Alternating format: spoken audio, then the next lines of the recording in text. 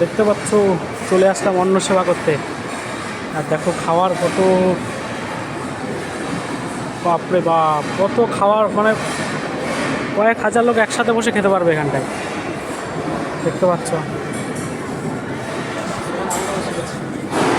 কয়েক হাজার লোক খেতে পারবে এখানে বসে।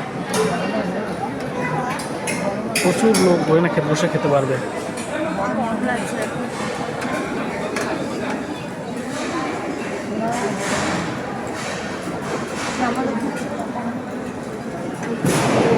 বসে লোক খাচ্ছে,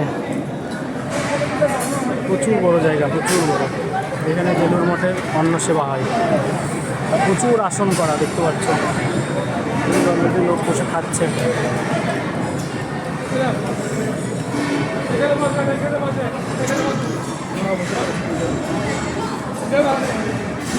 এই একটা থালা আর একটা গ্লাস।